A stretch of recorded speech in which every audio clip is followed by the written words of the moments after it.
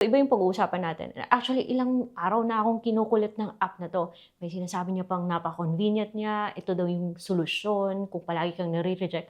Ang dami niya parang mga promising na sinasabi, guys. CIC report.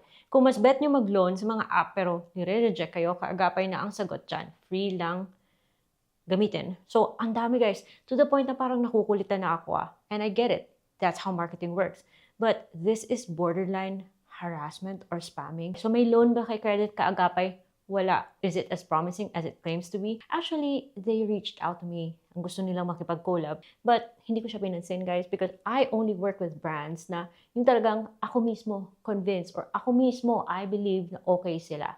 But then, ilang araw na po nila sinaspam. Ini-invade yung aking comment section sa YouTube tsaka sa Facebook. And I get it. Presence. Pero sobra-sobra na to eh. Challenge accepted. Sisilipin ko kung talaga bang okay yung app na to. Kung talaga bang kasing ganda siya. Like the spammers are claiming it to be. Kaya dinownload ko si Credit Kaagapay at aba, nako guys.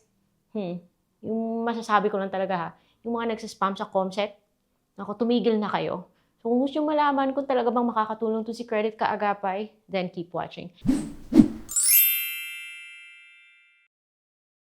Hello everyone! Welcome back to my channel. It's Ate Red here and I review online loan platforms.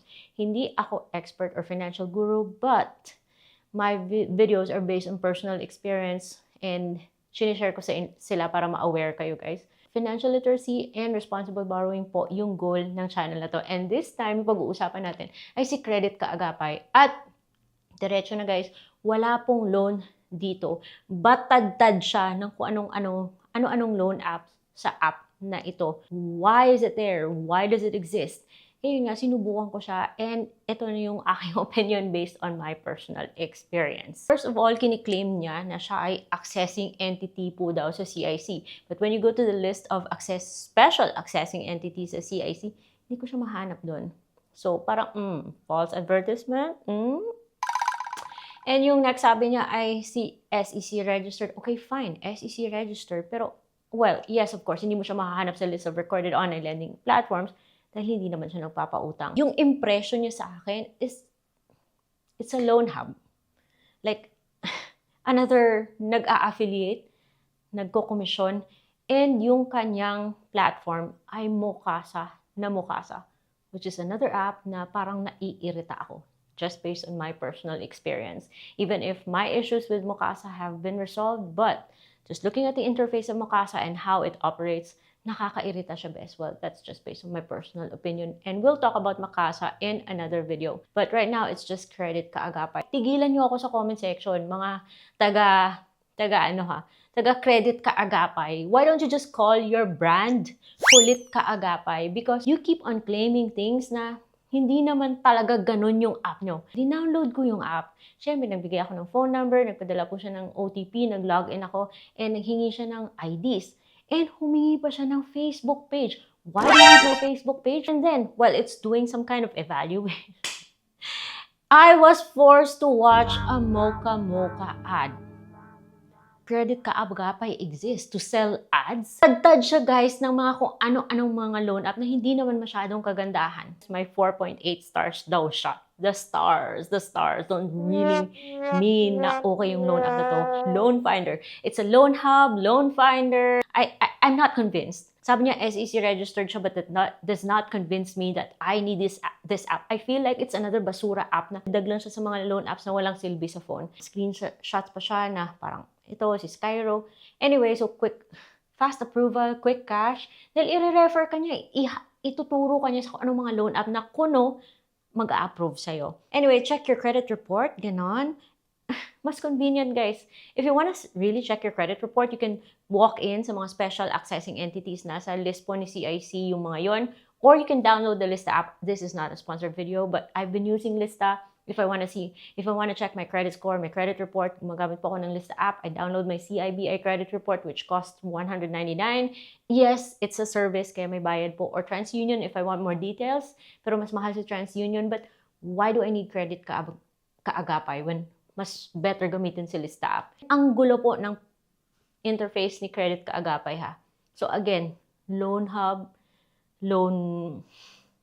it's just a place na Ewan ko. Hindi naman talaga nakakatulong yung mga ganito eh. Kung gusto mo talagang umutang sa mga legit na mga loan apps, punta ka na lang sa list na nasa SEC na website. Ano po yung list? Pumili ka doon because this doesn't make your application easier.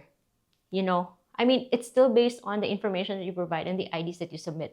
Anyway, so dinownload ko pa rin yung loan app na to. Baka may magsabi na, hindi mo naman talaga sinubukan eh. Bakit ka naman magla-login with your Google Heller or Facebook? Because personally, I don't trust this app.